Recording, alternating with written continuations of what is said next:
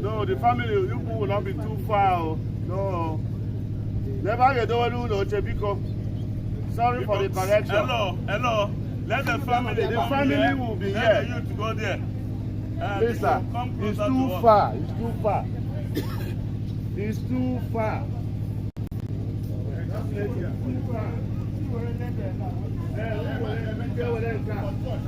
We'll get back. Okay, patient.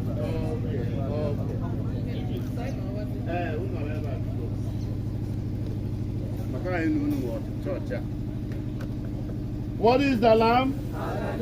The band will with a microphone.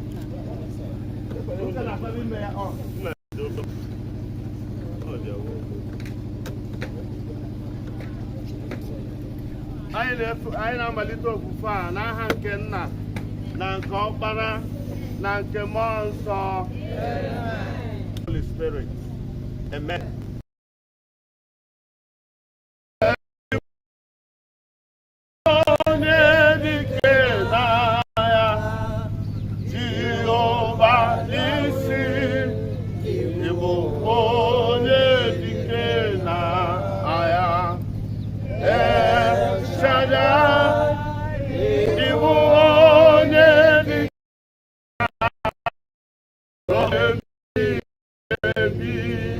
You are a mighty man in battle.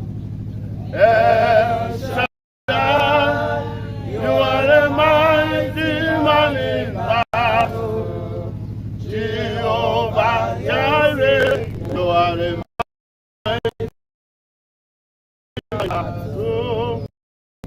El Shaddai, you are a mighty man in battle. Glory to your name. You are a mighty man in battle. El Shaddai, you are a mighty man in battle.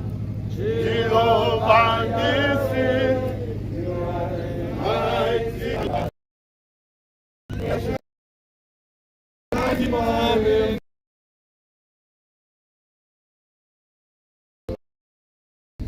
Glory to your name. In Jesus' name we pray. Amen. O God, the Lord of life, the conqueror of death, our help in times of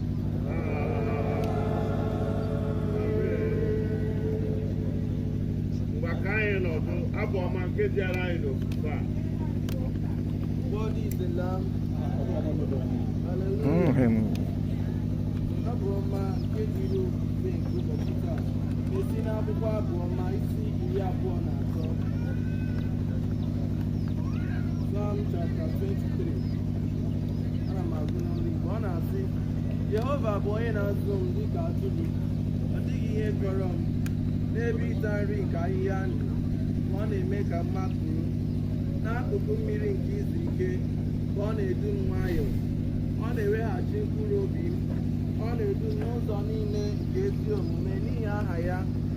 Ọzọ, a sị na eje m ije na ndagwurugwu bụ onyinye ọnwụ, m gaghị atụ egwu ihe ọjọọ ọbụla, n'ihi na gị onwe gị nọnyere m. Ndele gị na mkpanaka gị onwe ha na-akasị m obi. Ị na-edo tebụl n'usoro n'iru m n'anya ndị na-akpagbu m. Itewe isi mmanụ, iko mgbe iwebiga ihe oke. Naanị ịdị mma na ebere gị ga-agbaso m ụbọchị niile nke ndụ m. M ga-ebikwa n'ụlọ Jehova ruo ogologo ụbọchị niile.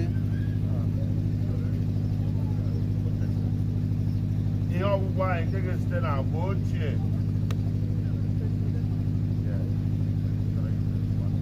Ihe ọgụgụ anyị nke ga-esite n'akwụkwọ Ecclesiastes chapter 3. Ecclesiastes isi 3. Anyị ga-ebido n'amaokwu nke mbụ ruo na nke asatọ. The Old Testament reading is taken from Ecclesiastes chapter 3. We are reading from verse 1 through 8. To everything there is a season, and a time to every purpose under heaven, a time to be born, and a time to die, a time to plant, and a time to pluck up that which is planted, a time to kill, and a time to heal, a time to break down, and a time to build up, a time to weep, and a time to laugh, a time to mourn, and a time to dance, a time to cast away stones, and a time to gather stones together, a time to impress, and a time to refrain from impressing, a time to get and a time to lose, a time to keep and a time to cast away, a time to rent and a time to sue, a time to keep silent and a time to speak, a time to love and a time to hate, a time to war and a time of peace. What profit had he that worketh in that wherein he laboureth? This is the word of God. Oziọma nke dịrị ofufe a.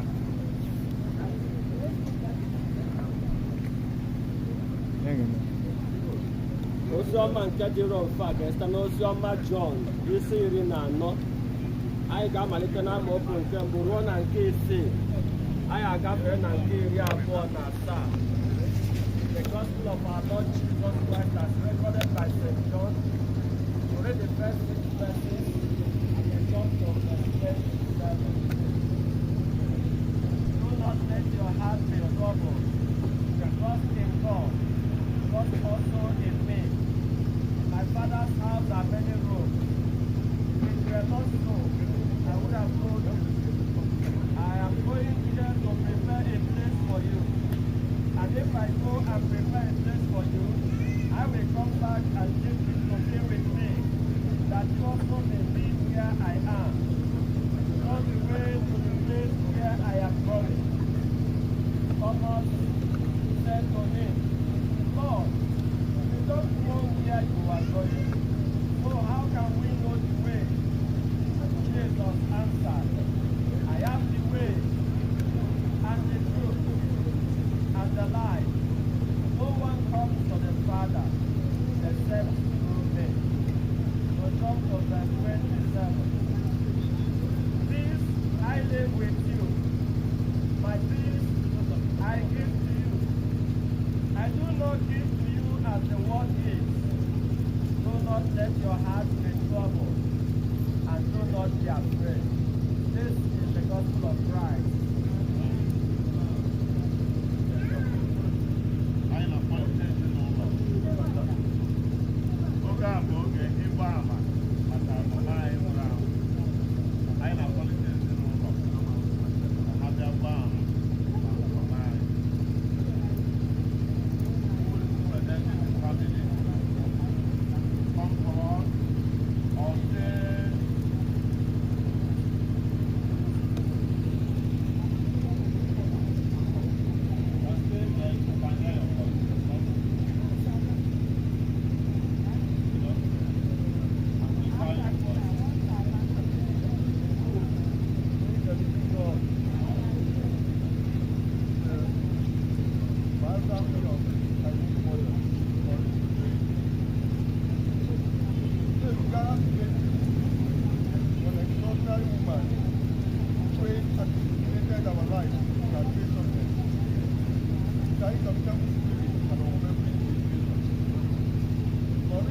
Ogbenyealu Okereke, known locally as Amuvi, of Florence, left an indelible mark on all who had the privilege of knowing her. As we mourn her passing, we celebrate a life well lived, filled with readiness, love, and an unwavering commitment to family, friends, and education. Our mother came into this world on the 4th day of September 1950 as the youngest child of late man and Mary Okereke, growing up in the aftermath of the Nigerian disaster.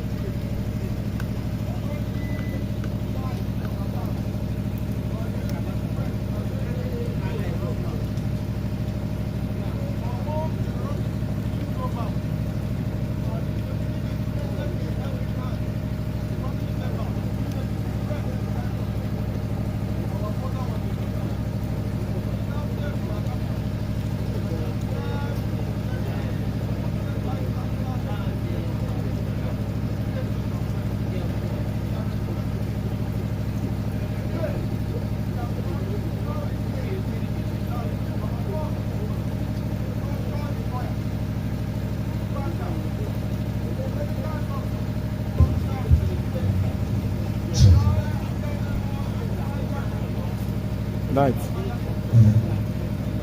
Light are the on. Don't between the very bright.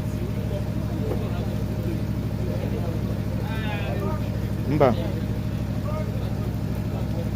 Now the on now.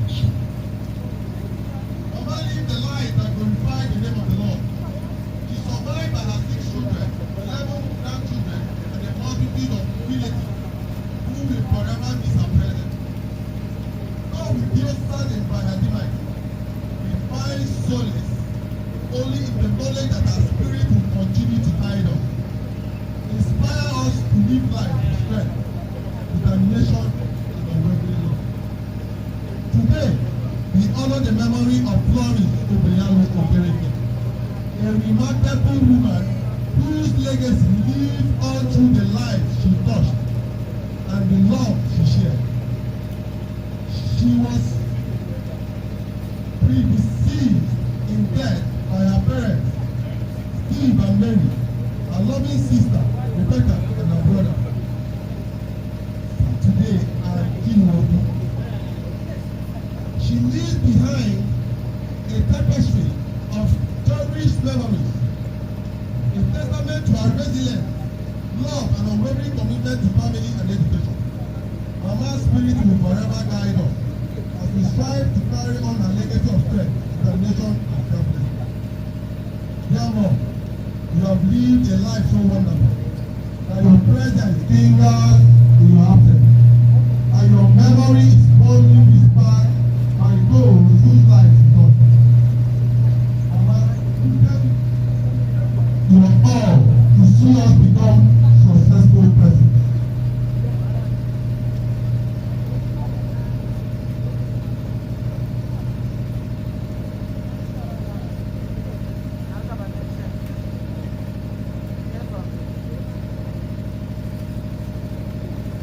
Come to the work. We are God's angels in our life. When God took you back, He said, hallelujah, you are home. Thank you for everything, Mama. If our gratitude is as much as the foam on the sea, or the sand on the earth of it, it will not be enough. If there's another chance at life again, we will still ask for God to make it our money. Mom, you will forever live in the heart and mind of all who are fortunate enough to know you. Your light will forever shine bright, and your memory will be cherished forever. You have plowed out in the most glorious way and left behind a legacy that will be cherished for generations to come. Rest in eternal peace. Mom, thank you.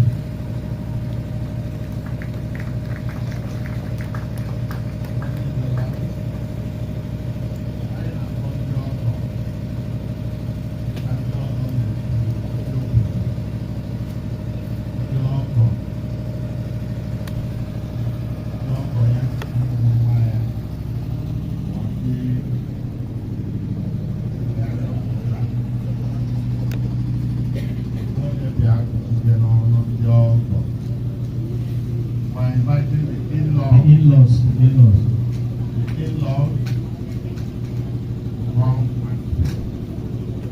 Nobody's here. We're inviting the community ndị obodo ma ọ bụ ụmụnne nke nwanyị, ụmụnne ya nwoke ma ụmụnne ya nwanyị.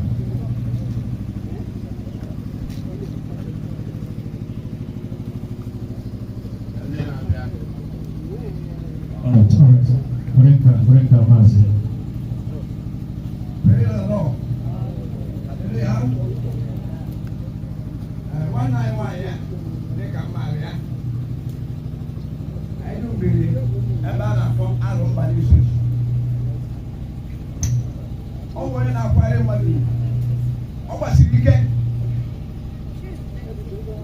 ya na nwoke na-eme ihe na ị ga-atọ nwoke na-eme ihe ọkụ nwaanyị ọ gbasiri ike ọ nọ na-ahachụ o nwere obi ebere ọ na-awa anyị zụkọtacha na nke mama ya agaghị ewepụta akị na-enye anyị anyị na-ata ọ wee ezigbote onye chọọchị a maara nke ọma na-erukwa aka ma mgbe ọ nọ ọrụ bekee ma mgbe ọ lọtara arụ ebe a anyị na-asị ka Chineke na mkpobi anyị n'aha Jizọs.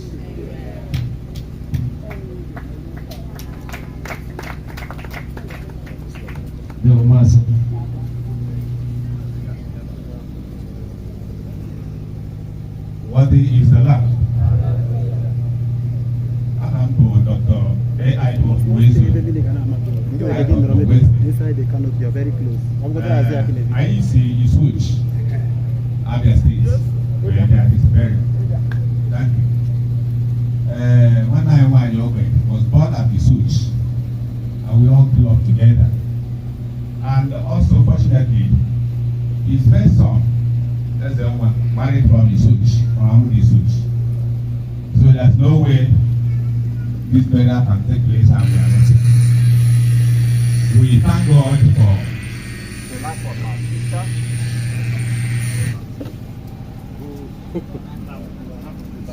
who by all standards, we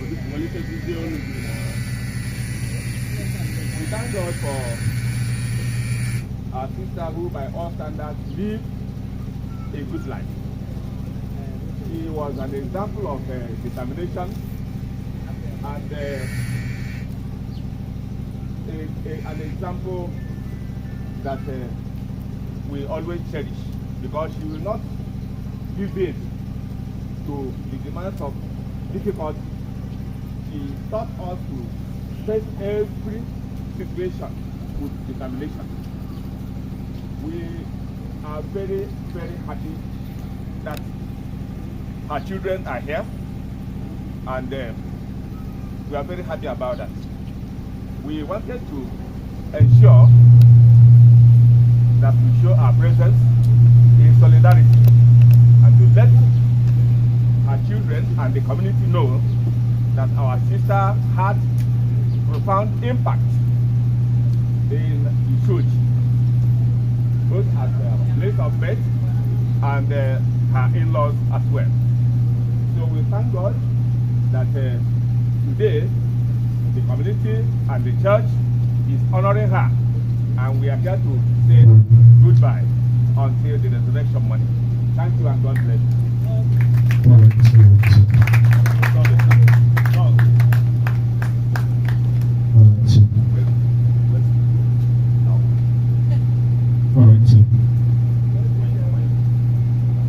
What is the Lamb? I am only there in the church.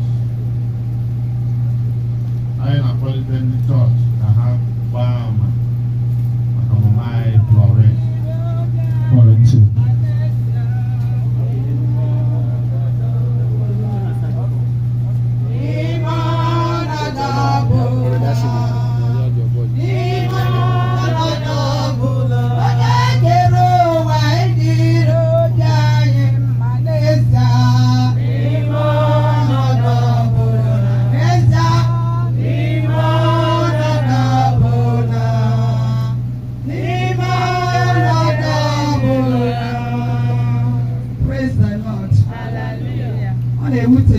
Okay, now you lose the mania this time. Mania boy na wo another village or their church. On a man here goes in order. Over once a year, or their church. A dirty church over the one woman.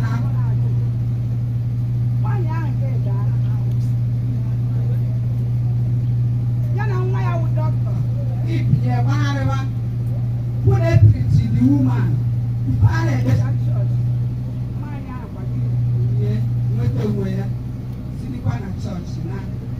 Praise the Lord.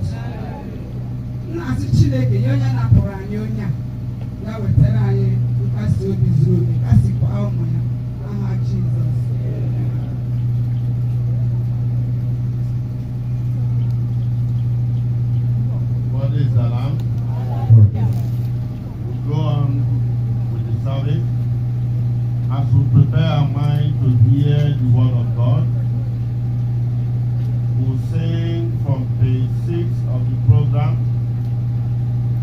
Na-agafe dịka kpakpando ụtụtụ ihe ya furu ma anyanwụ wara. Otu a ka anyị ga-esi n'ọrụ anyị n'ụwa a na naanị ọrụ anyị ka a ga-eji cheta anyị.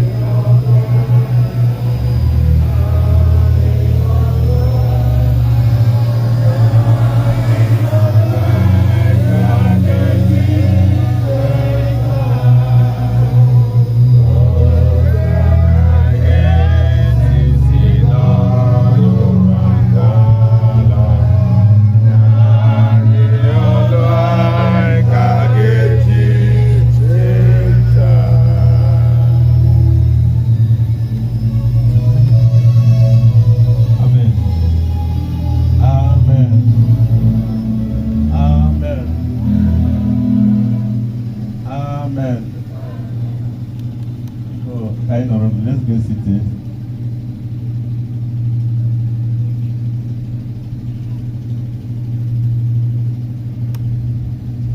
All right, two.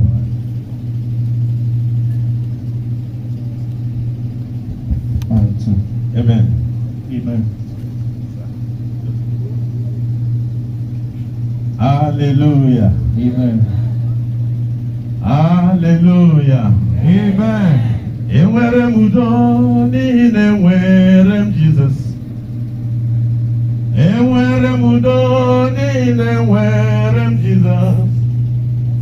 Enwere m udo n'ihi na enwere m Jizọs.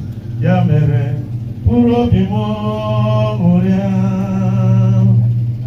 Enwere m udo n'ihi na enwere m Jizọs. Enwere m udo n'ihi na enwere m Jizọs. Hello, madam.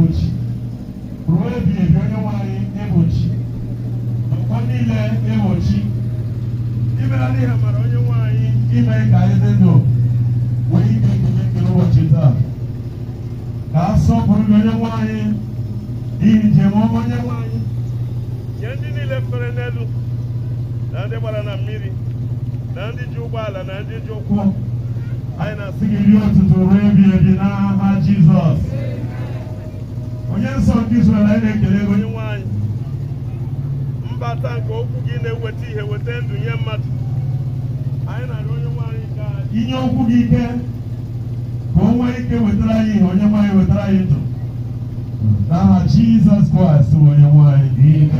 Amen. Thank you. Organist, thank you. It's okay. Thank you. Organist.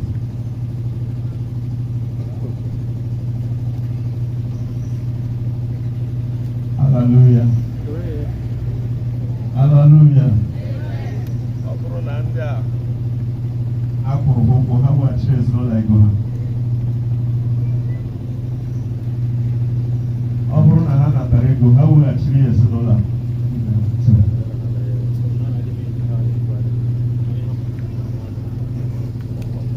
Hallelujah. Hallelujah. Praise the Lord. Praise the Lord. Achọrọ m n'aha Chineke n'aha Methodist Church Nigeria.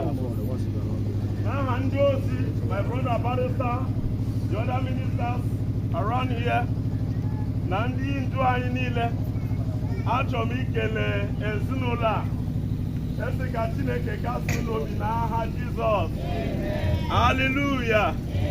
Achọrọ m ikele my senior brother and onye nyere m aka for years 2004 to 2008 mgbe m nọ n'ụlọ ha n'Isoch, Amuda Isoch, nna anyị kwu Uwezoke Barrister, Jehova gọzie gị n'aha Jizọs.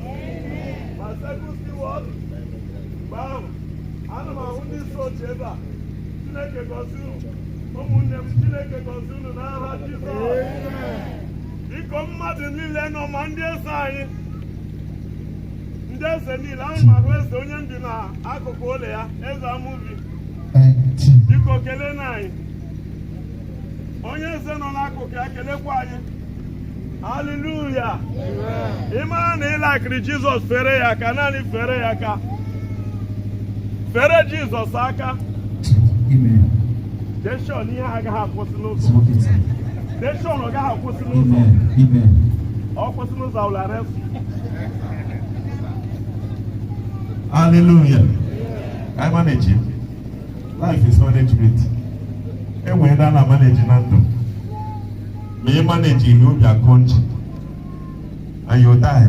How am I? Hanaga. Praise the Lord. Praise the Lord. In Africa, will be your job. Ministers who heavy, they complain. Amocha, they complain. Heat me, they complain. Mosquito taha, they complain. Mosquito die, they complain. I don't know how to Africa ya de hammer. Ọ bụrụ na onye nwe igwe nwe ụwa sị a ga-enwe electric shower ka ahụ dị unu mma ka heat ghara igbu unu unu asị ya mba na mmiri n'ụzọ. Why? Chineke dịrị obi anyị ma n'ọnọdụ niile ka a zọpụrụ ya n'aha Jizọs.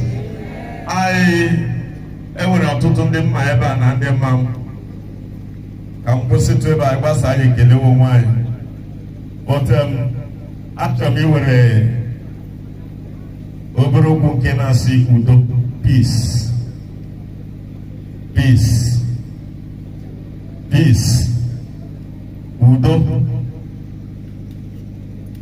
Lebe anyị gụrụ m na-enye udo nke Chineke ka mma. Udo nke Chineke ka mma. Ana m ele anya na-agụ a story of one woman nwere nkịta, ya na nkịta dị n'udo. Ọ na-ekecha nkịta dị ọ chọọ ịpụ gaa ahịa ya eyisa nwa ebe ọ ga-eyisa nkịta ga-anọchie na-eche nwa. Ụfọdụ nkịta were aka dụkwasị obere nwa nọrọ otu a tiri nwaanyị aga lọta ya na-eche nwa ahụ che. Nwaanyị ala ekecha nkịta very well or very much. Ya na nkịta except the child. Ọ dị ihe ọzọ nwaanyị a treasure na ndụ ya karịa data nkịta. One day ya chọọ ịga ahịa ya elecha nkịta ya edozie nwa ya dozicha nwa ya.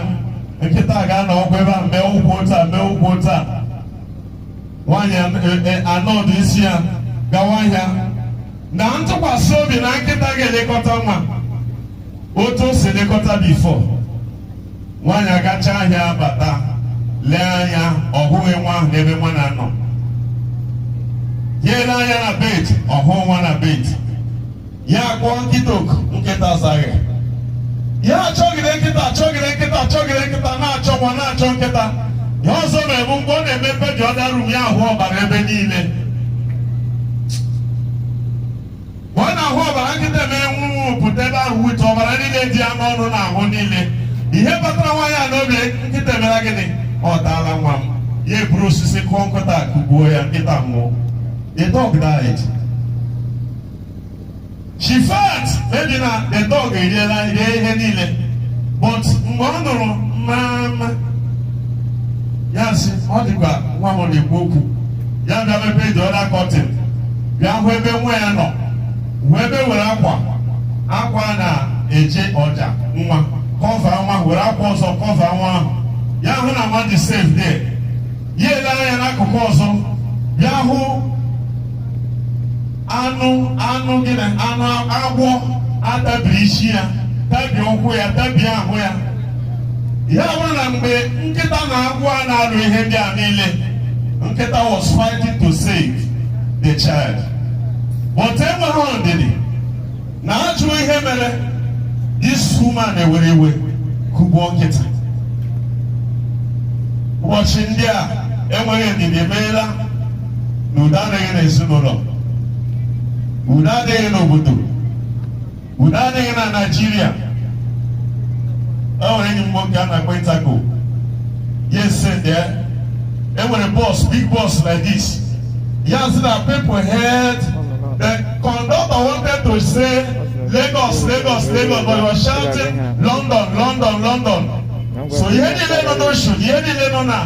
Ebo wala hano hanile ha niile awụba n'ime moto mgbe a na-awụba n'ime moto chee na ọ na-ala London ya sị biko anyị ga-akwụsị n'ojele gba. Praise the Lord. People regretted ịba moto because ha chee na moto na kpọfere Nigeria. Bad governance. Udo kachasị ihe niile. Udo n'etiti di na nwunye. Udo n'etiti nwa na ndị mụrụ ha. Udo n'etiti ndị ọgọ.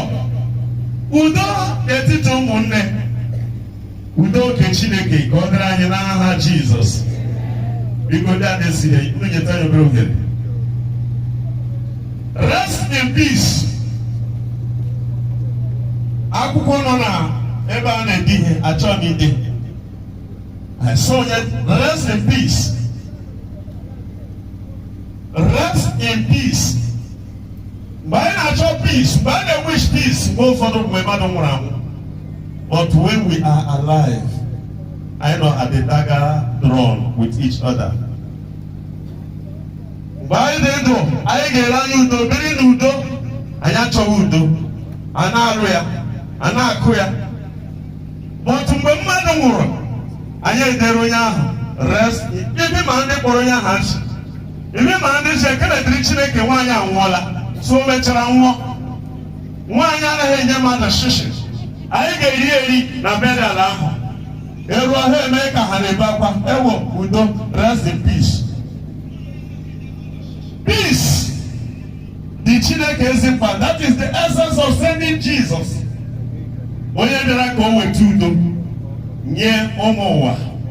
Ụbọchị ndị anyị na-ahụ nwaanyị na-aga ree di ya, nwoke ere nwunye ya, nna ewere mma chụọ aja, ụmụaka ewere isi na ha ga-agwọ ọgwụ ego because there is no peace.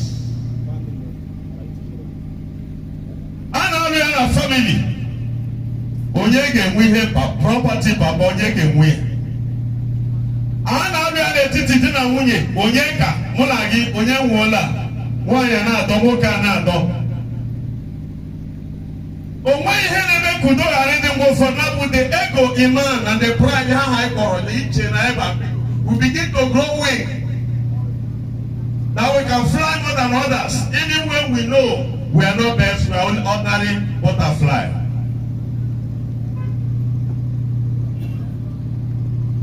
The ego that made Satan ekwensu ka ọ bịa nwee eku and pride himself ịjụ Chineke onye ka ebu were all spirits and natural worship of other spirits. And I know that since the day I chose that ekwensu n'ụwa, angels did not regret it. Ndị mmụọ nsọ regret in ekwensu dara n'ụwa. Rather they were living at peace. O nwere ndị ga-abụ ha pụọ udo adị n'ezinụlọ. Ha bata ọgba aghara adị.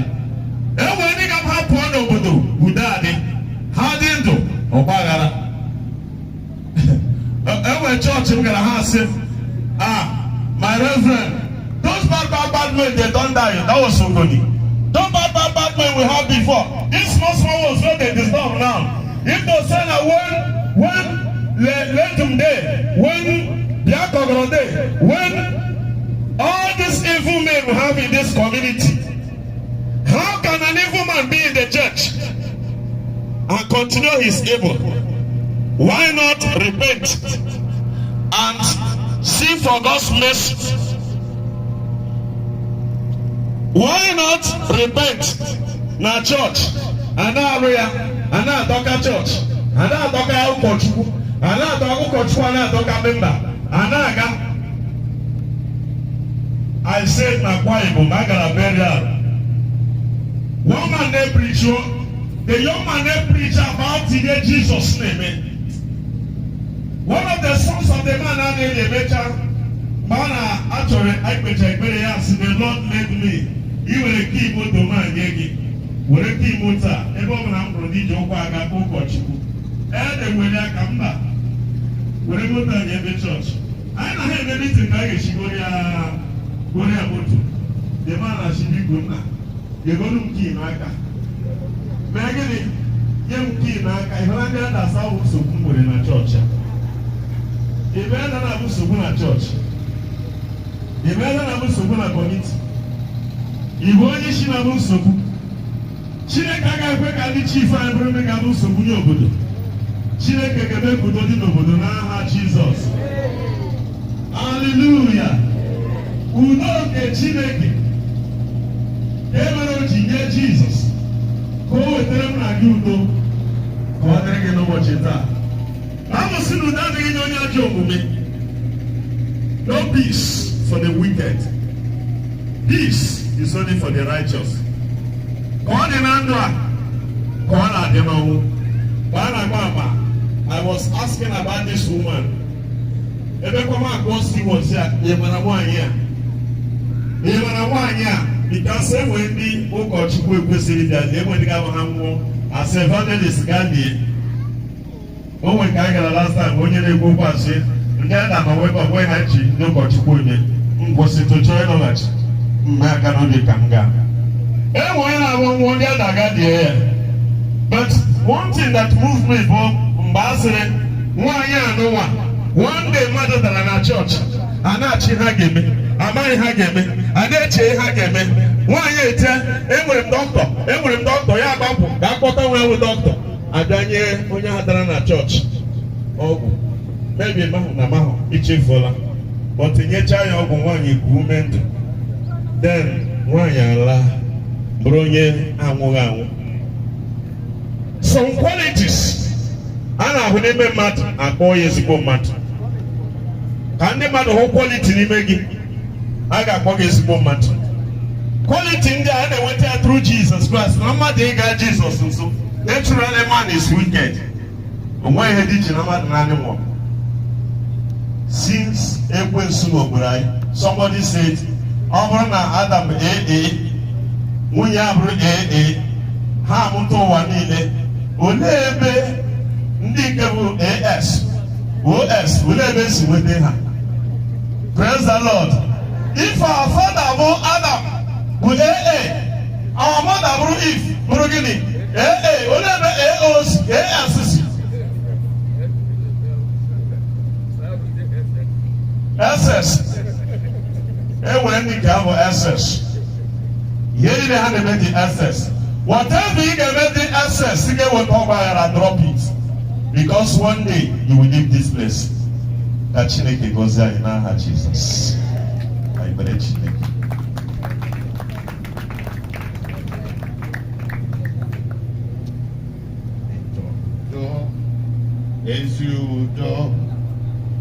Udo na dịrị ebi ebi.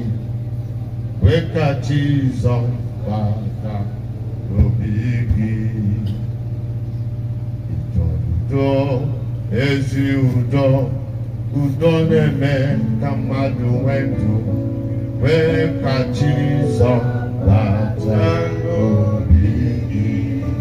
Ewo njọ gị ka ọ ga-egbu, abalị ọrụ gị ihe, njọ gị ka ọ ga-egbu, abalị oge ihe, njọ gị ka ọ ga-egbu, abalị oge ihe, wee ka Jizọs bata n'obi gị.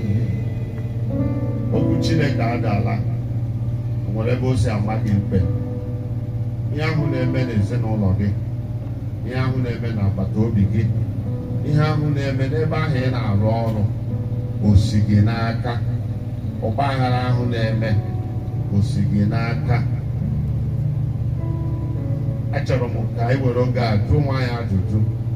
N'udo ọ na-achị na ndụ anyị? Ọ na-achị na ndụ gị? Jizọs na-enye udo n'etiti mmadụ na ibe ya. Jizọs na-enyekwa udo nke mkpụrụ obi. Jizọs na-enyekwa udo n'ihe mmadụ na-eme.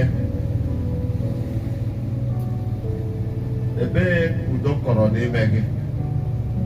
Achọrọ m na mgbe ehihie a ka ime ya ọnụ gị gwatụ Jizọs okwu, si ya bata n'ime m, bata n'ime m, bata n'ime m.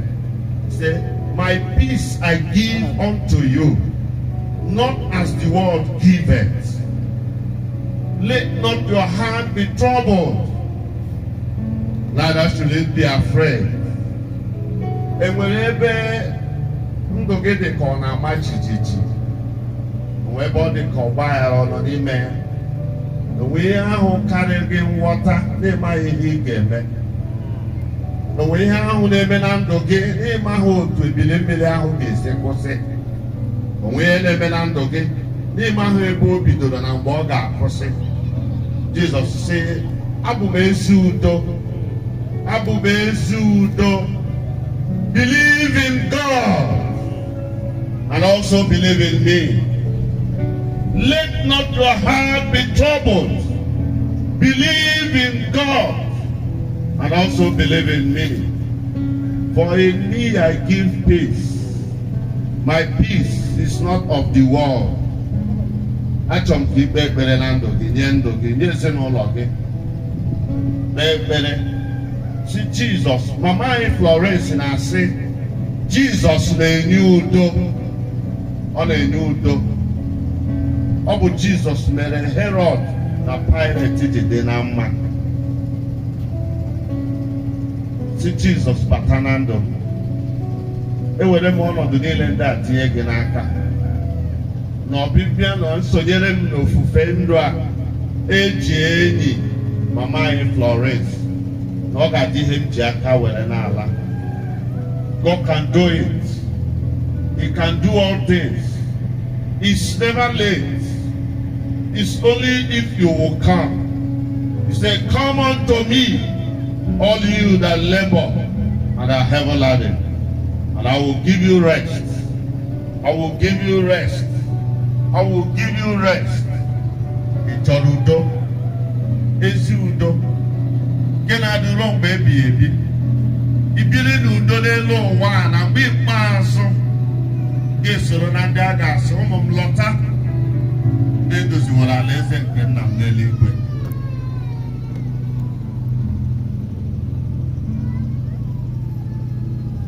Anyị ekpe n'aha Jizọs. Onye nwanyị kwe ka okwu gị wetara anyị ndụ, ka o weta udo n'ime ndụ anyị. Kwe ka okwu gị na mgba ehihie a hichaa anyị anya mmiri. Ọnọdụ ahụ anyị nọ n'ime ya ọ dị nọ n'ọgbaghara, ihe ekweghị omume. Ọnọdụ ahụ anyị amaghị ihe ga-eme echi n'ime ya. Kwee ka mmụọ nsọ gị gwa ya okwu udo gị. Ka eluigwe bilie si, let there be peace in our life. Ka eluigwe sị, the Egyptians we see today, we shall see them no more. Ka ọ ga mgbe ọbụla na anyị ga-echeta na anyị soro n'edimozu mama anyị Florence. Ka aha gị bụrụ ihe a na-ebuli elu. N'aha Jizọs Kraịst bụ onye nwe anyị.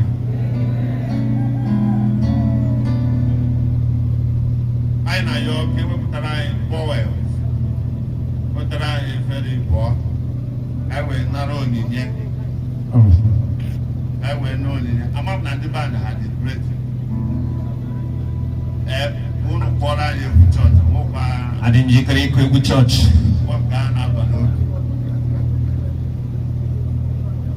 Dịka a na-ewetara anyị efere ndị ahụ, anyị ga-akwado inye onyinye ikele Chineke na ịkwado ezinụlọ a.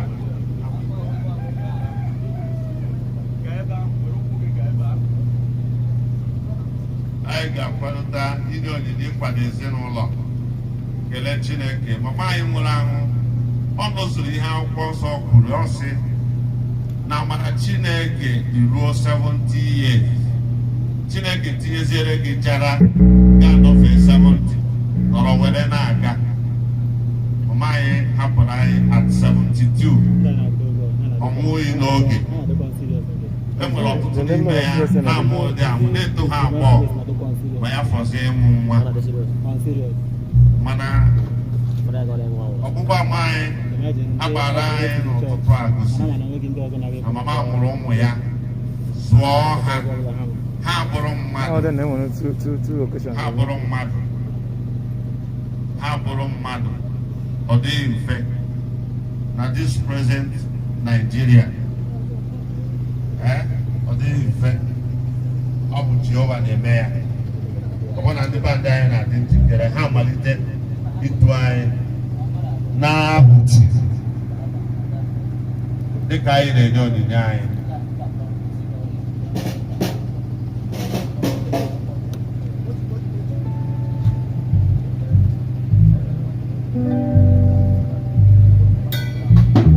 Chineke igwe na-ata otito na-ekele gị anabisala na-enye gị otito oge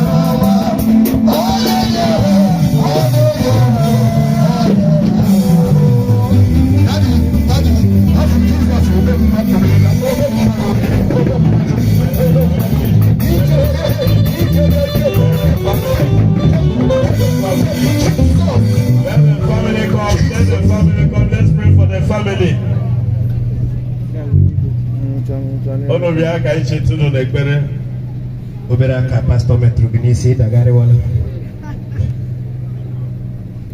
Come closer, please.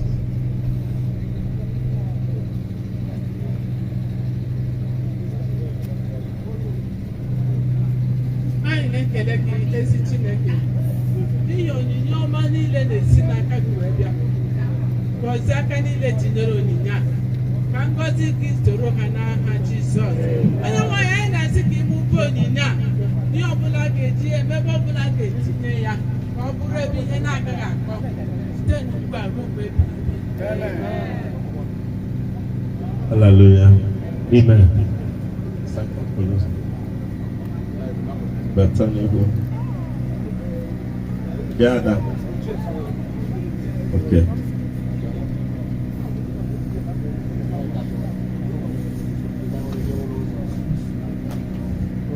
Yeah.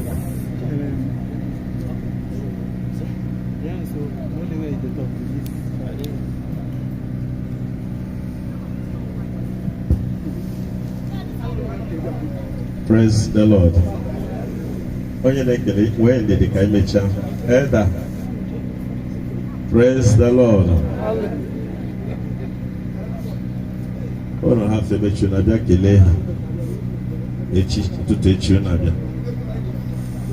Anyị ka nọ na church.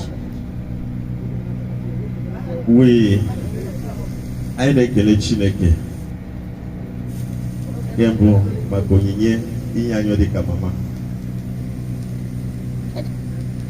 Mama was taken. She didn't die. Ọ nọ n'ebe Chineke nọ.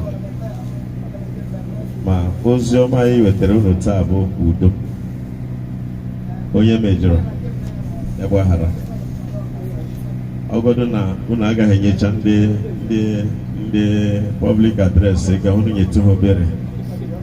Tu na-enyekwala complete one. Nyetụ ha small. Ha ga-enwe obi ebere. Ha ga-enwe. Praise the Lord. Hallelujah. Biko achọrọ m ka mama anyị nwere taa for this our sister here. Kee your wife. Kee your wife. Unu abụọ. Two of you. Because ebe nwaanyị nọ ihe na-adị mma. Ebe ụmụ nwoke nwere ike eme anyhow but nwaanyị. So you have a work to do. Ya bụ na ezinụlọ. Mama bụ unu abụọ. So, whatever mother Boajo, the family Julia. None ha na-ekwu Mama Julia. He helped me call it ra. No mama through them. I wouldn't know when you pass through Yaguahara. But when you major Yaguahara. Jehovah goes in now Jesus. Amen. Because when we this Akukwa, this poster, come chitra Tieno Okereke. Marana. Ununa Tieno Okereke with full blood. That's the man that baptized me. Yekoma Hamnasa. So we hate Jimaro Okereke family Budo. Ihoma Gahako. Ebono no Naha Jesus. Amen. Jehovah Gedubunu. Even Amaga Gahamun. When he had your job, oh Nishiha, Gahavunishunu. We do no Jibia Kunugejila. Naha Jesus. Amen. Ka Arochukwu Berune Bere. In Jesus' name. Amen. Onwaya na-eche ezinụlọ a n'iru gị. Na-asịghị onye nwanyị na ị ga-abụrụ ha nna. Ị ga-abụrụ ha nne. Ị ga-abụrụ ha onye inye aka. Mgbe ọnọdụ ọbụla siri ike n'etiti ha, wee ka ha n'olu gị. Wee ka ha n'olu gị. Onye nwanyị were aka gị chọtara ha ndị nduzi na ndị ha ga-ajụ ese. Ha gbazie ha ọnụ. Ebukwana ka ajọ mmadụ bata n'etiti ha. Ebukwana ka ajọ mmụọ bata n'etiti ha. Kwe ka ịhụnanya gị tọrọ atọ n'udo gị jikọọ ezinụlọ a. Nwanyị okwu gị si n'okwu gbara Jerusalem gburugburu. Ayọ m gị n'isi ezinụlọ a ka ụbụ aka gị abụọ gbaa ezinụlọ a gburugburu. Ma onye ukwu ma onye nta. Na site n'ije ozi mama na n'ịhụnanya nke ọ hapụrụ ha. Ezinụlọ a ga-aga n'iru na-adị na mma, na-aga n'iru, na-enwe mmụba, na-enwe mbuli elu. Onye nwanyị, onye ọbụla n'ime ha ihe ọ na-eme na-enweghị udo, n'ihi okwu gị n'ụbọchị taa, udo ga-abịa n'ime ya. Amen. Mmadụ ọbụla n'ime ha nke na-aghọtaghị otu ụwa ya si dị, n'ihi okwu gị n'ụbọchị taa, mgbanwe ga-adị. Mgbanwe ga-adị. Ga-wee sọpụrụ gị ma bulie gị elu. Anyị na-eguzoro dịka ndị ozi gị na-erupunye ezinụlọ anyị n'ime ọbara Jizọs Kraịst. Anyị na-erupunye ezinụlọ anyị n'ime ọbara Jizọs Kraịst. Na-asị gị na ihe a tinyere n'aka gị ọ dịghị eru ure, ọ dịghị ata nchara. Onye ire adịghị ahụ ya. Kwee ka ebube gị kpuchite ha n'ime mmụọ na na mpụta ihe. Ka ebube gị kpuchite ha. Kpọrọ ha chi eze ebube. Kpọrọ ha bịa nso gị. Mee ka ihe gbasara gị na-atọ ha ụtọ. N'ikpeazụ ha ga-asị n'ezie na Chineke gosiri anyị onwe ya karịa n'ụbọchị anyị dịrị mama anyị. Ka aha gị bụrụ ya na-ebuli elu. Dịka anyị ga-ala onye nwe anyị maara na olu nke mmadụ ga-akwụsị, ma mmụọ nsọ gị ga-abụ onye ndụmọdụ nye ha. Mmụọ nsọ gị ga-abụ onye nduzi wee nye ha. Udo gị anyị kwuru n'ala a ga-adị na ndụ ha. Ọ ga-adịgide na ndụ ha. Baa n'aha nke Nna na nke Ọkpara na nke Mmụọ Nsọ. Amen. Ihe ọzọ dị bụ na except Dr. Uwezoke nwee ike isochi ndị ọzọ nọ ebe a. Ndị eze anyị nwere ike ha aga-atoja sabọtụ. Ndị ọzọ niile na ezinụlọ a niile ga-abịa kelee Chineke echi na St. Paul's Methodist Church Amuvi by 9 o'clock.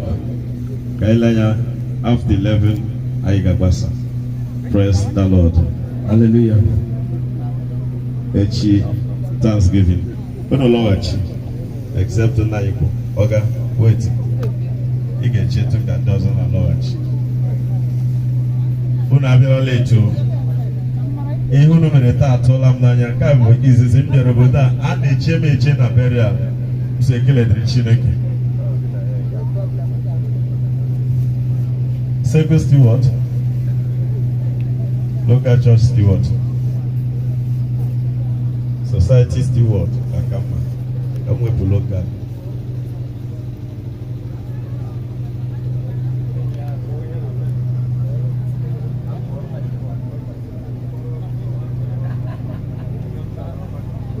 Worthy is the Lamb. Methodist Church Nigeria na ọhaneze gbakọrọ ebe a ha tụkọtara ihe a sị ka ebunye unu si na wee na-enye ndị mmadụ ọjị. Worthy is the Lamb.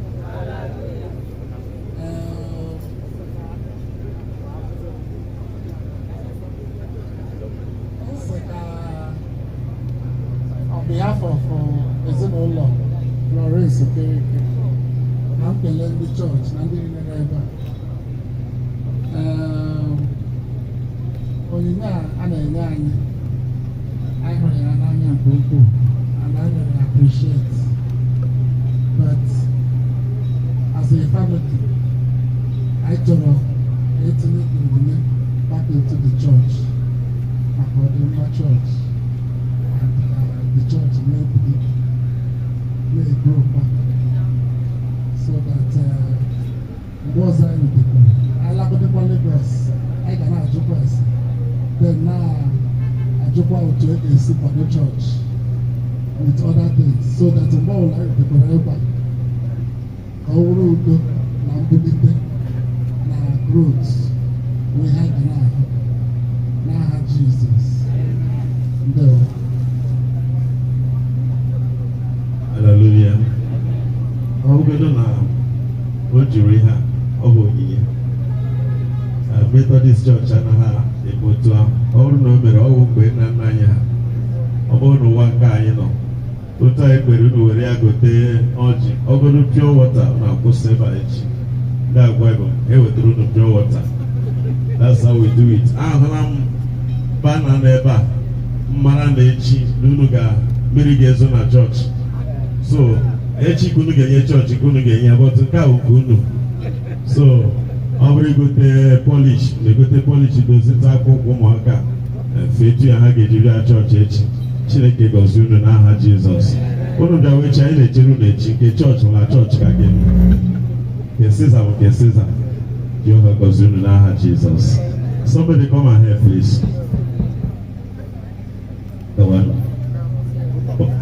O nwere onye chere onwe onye ga-ekwu ka a ga-esi ṅụọ mmiri. Ọ bụrụ na e nwere onye ga-ekwu ya nọ nso ka m mee introduce ndị ụkọchukwu anyị na ha nọ mgbe chọọchị. Onye a bụ ezigbo enyi m but mgbe m mara ọ dị obere ọ na-enye nsogbu mma na-enyekwa nsogbu. Hallelujah. Mana site na amara Chineke ọ ha nwa ndị na-ekpebiri ihe n'ebe na chọọchị ndị a na-akpọ presbyter. Methodist the church of the presbyter. Ya bụrụkwa barista. Achọrọ ka ikele anyị barista mba. What is the Lamb?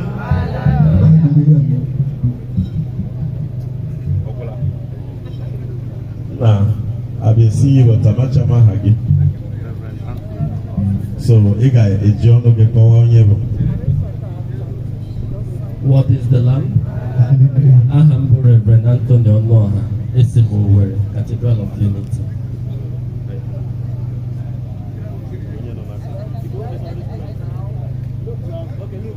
Aha m bụ Okorafọ Misha. What is the Lamb? What is the Lamb? Hallelujah. Aha m bụ Reverend Marcus Onyekwesi. Worthy is the Lamb. A humble evangelist, Eke Emmanuel. Hallelujah. Anyị na-ekele Chineke na ndị chọọchị anyị from Igbo. Chọọchị anyị ga-emepe last 2 months. Ha nọ ebe a. Very few of them bịa nọnyere anyị. Chọọchị ahụ na ha eto. O bụ ọla Igbo. So, o nwere ndị n'ebe a from Igbo local church. Unu bilie mfere Jesus Christ aka ndị Igbo. Enwe mmadụ ole na ole bịara.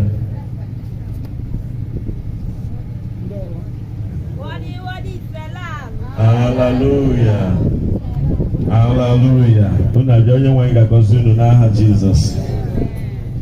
Anyị na-emechi ekpere anyị taa na St. Paul's Methodist Church 1 week prayer. Ọ bụ na irite nri ebe a gbara gawa na chọọchị.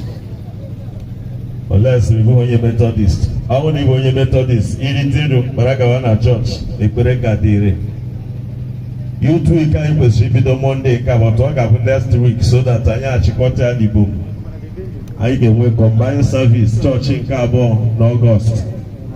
Combined service na Ibom local church. Nagre primary school. By the name of Chineke Gozia in aha Jesus. Na kunye kwa nika ike siri ndi.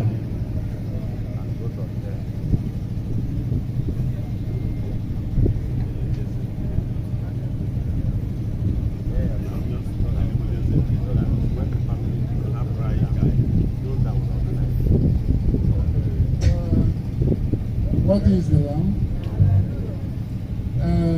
Because on behalf of the family, Mr. Kam Kele, the here, the Biara far and wide, dear Zorogo, I acknowledge your presence. We are grateful for your presence in our back. And this so online, because we are very grateful, then our friends and family. Ndị arụ, ndị okoro abụọ, ndị amụbe, ndị owe, ndị si ebe niile bịa, Chineke nna, gọzie unu for gracing our mother and giving her this last respect. I know I'm really appreciate as a family, and I know say that ebe niile unu si bịa, Chineke ga-agọzie unu, chekwa unu, so that unu ga-alaghachikwa n'udo. But before Abasa, because I get a chat of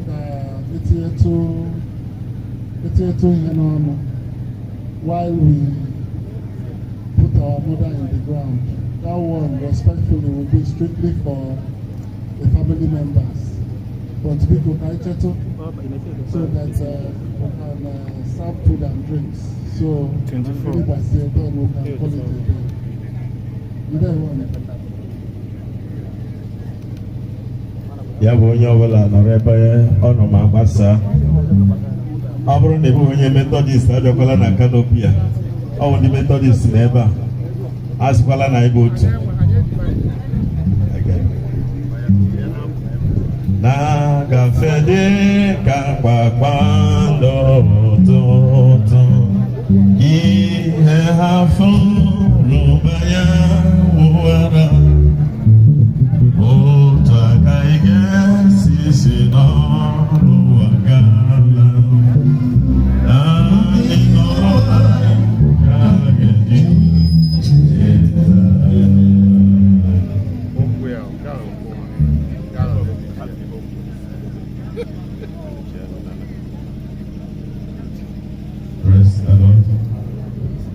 Praise the Lord. Florence Ogbenyealu Okereke. Onye Chineke zitere ya. Ya bịa ụwa, ugwu ụwa, laghachi n'okwukwe. Anyị kelere Chineke n'ihe ndụ gị. Anyị kwenyekwa na udo ga-adị n'ezinụlọ gị. Ka aha Chineke anyị bụrụ ebuliri elu n'aha Jizọs. Emere anyị na-enwere ike inyefe n'aka Chineke n'aha Jehova ọsụ Chineke dagha onye kere gị, anyị na-asị gị ka anyị ji gị n'udo n'aha Jizọs Kraịst ọkpara Chineke onye ikwere na ya dịka onye nwe gị na onye nzọpụta gị, anyị na-asị ka anyị ji gị udo n'aha mmụọ nsọ Chineke onye kwenyere ya ka a ga-akara dịka onye nke Kraịst nwere okwukwe, anyị na-asị gị gaa ije gị udo ka ndị mmụọ ozi nke eluigwe n'oge rue na paradaịs ebe ndị nsọ na-ezu ike ka ọ dịrị mkpụrụ obi gị na mma n'aha Jizọs Kraịst onye nwe anyị unu emebi ebi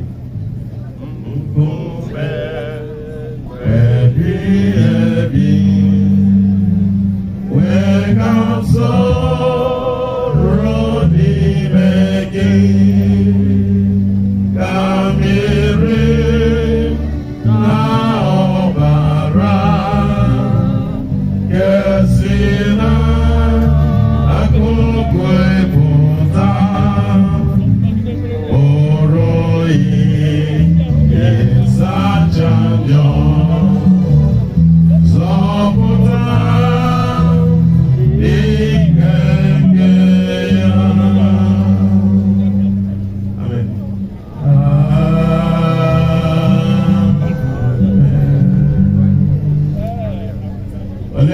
na-ebe akpati a ndị na-ebe akpati ga-ebu ya soro ndị ụkọchukwu n'azụ ezinụlọ esoro ndị ibu akpati n'azụ ole ndị ga-ebu ya the undertakers are here from Umuahia gị ezinụlọ ga-eso ha n'azụ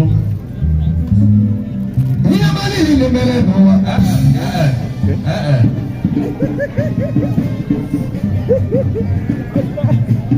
anya na program iji 27 ụmụ ga-eze igwe dịka unu na-aga bụ ana m eche onye nzọpụta ụmụ ga-eze igwe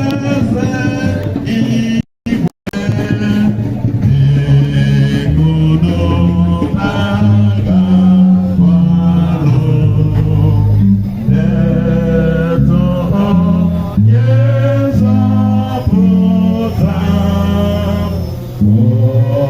ụzọ ya niile bụ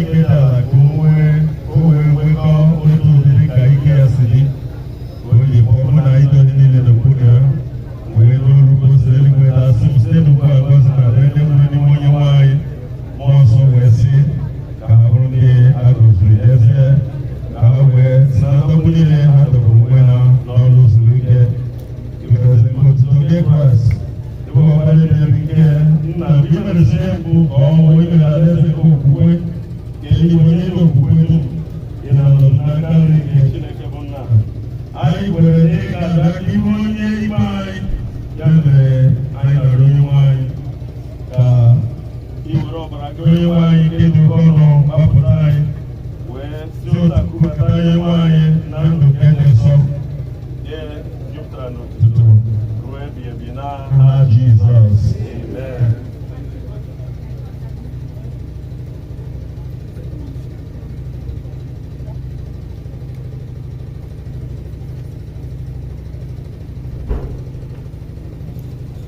Let us pray.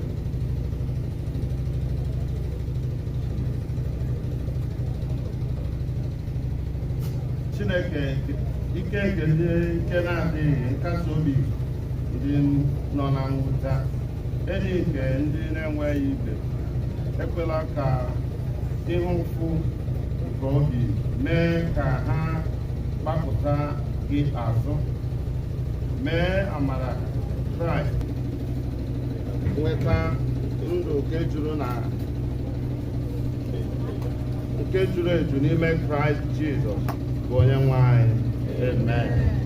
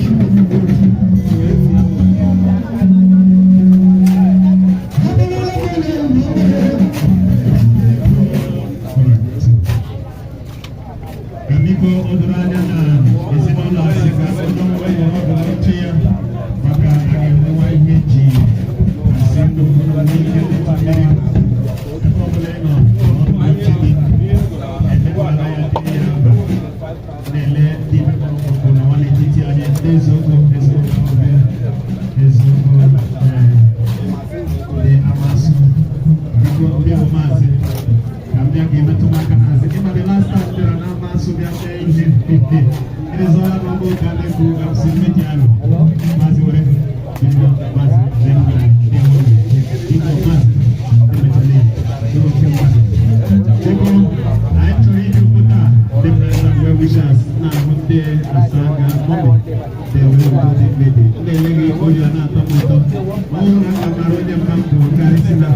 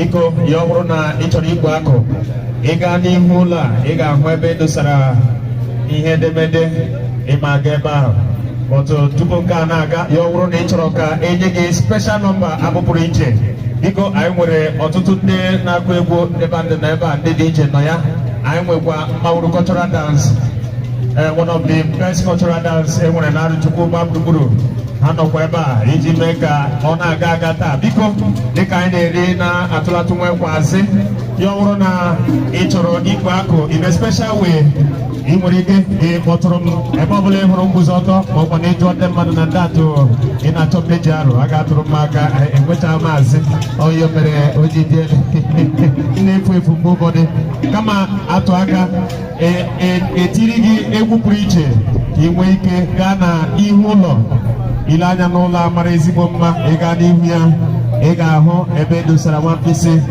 mgbe mmadụ na-akwa mmadụ ka ọ na-akwa onwe ya ileruo anya gị hụ na ihe ọbụla iji bịara mmadụ mmarụ ihe imekwara mmadụ ka a ga-emere gị kama tupu nke a na-aga n'ihu anyị ga-ejisikwa ike werekwa oche a nyefee gwa ndị bandị ka ha ka kpọrọ anyị na-aga anyị ga-ejisi ike nye aka akpọrọkwa anyị na-aga while the Mauro cultural dance you get prepared to entertain us ihe ndị a niile wụ ihe anyị mekọtara dowere inyi iji fụ na ọgbakọ wụ ihe dị anyị mma n'azị ọdọ dịka ibe ya wụ ndị isi ochi biko the band 1 minute ndị isi ochi biko anyị nabatara inyi ebe ọ dị ukwuu ihe awụ Arochukwu anyị chọrọ iji obodo a kwụrụ unu na mgbanwere unu metụrụ anyị na ka anyị mere unu anyị tiri unu ya ebe ọ pụrụ iche anyị ga-atiri unu ebe ọ pụrụ iche ịchọọ ndị isi ochi na-eme o nwere onye mere ihu ọ na-elu na a na-anụgba ihe m na-ekwu mgbere nsu bekee ụnụ anụ ihe m na-ekwekwe kama ụmụ gị za mee ntị gị ọ dịle na-anụ ihe m na-asụ ihe m na-asụ wa arụ ụgwa n'oke Igbo ịbịa na asụsụ Igbo arụwa oke Igbo arụ ka nchi na-ekwu okwu a ka o nwee ike na-adaba ụfọdụ ahụ anyị ga-eji oche a bụnye ndị band ka nwekwa ike kpọrọ anyị na-aga anyị ahụla ndị ụgbọna ọgbara ọkpụrụkpụ anụwa n'etiti anyị ebe a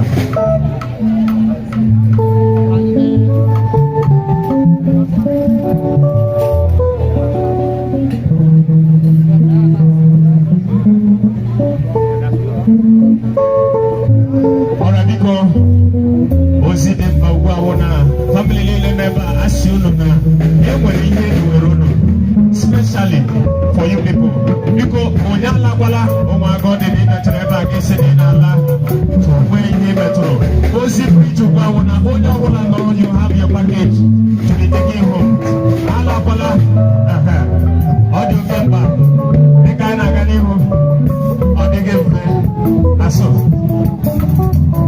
the playboy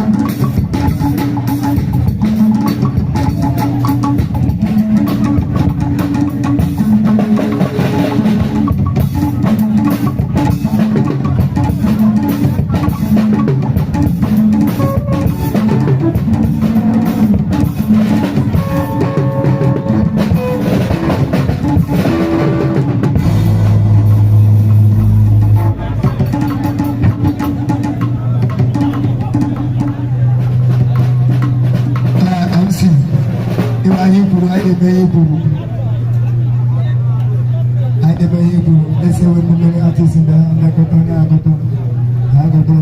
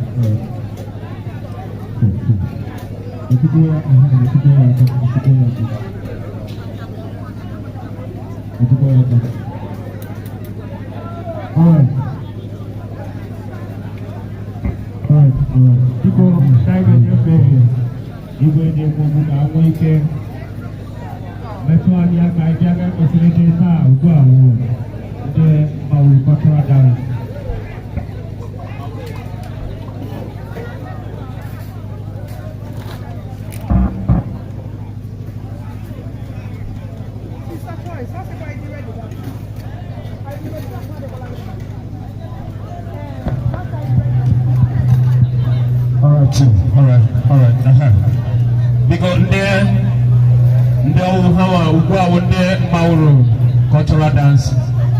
Because Arochukwu peace. I go always make a get to see quick and Imanda Netana MC Neri over name package MC Gajala. Because our Alano Sone career because Ila Yanda they say yo. Utuna Sigechiano or the Kahane because I never keep on keeping. Because one of the CK Mekatara the MC and also no one say yo. I want them to go here on, but for now we'll be handing over to our cultural dance. Because Morani Gawa Ndawala Tony Kwako, especially we can organize it specially for you. Gigani Hula Roburu Marama, Gigabo Emma Pemedo Rebaka Ibako, Yaka Odrani. Thank you very much.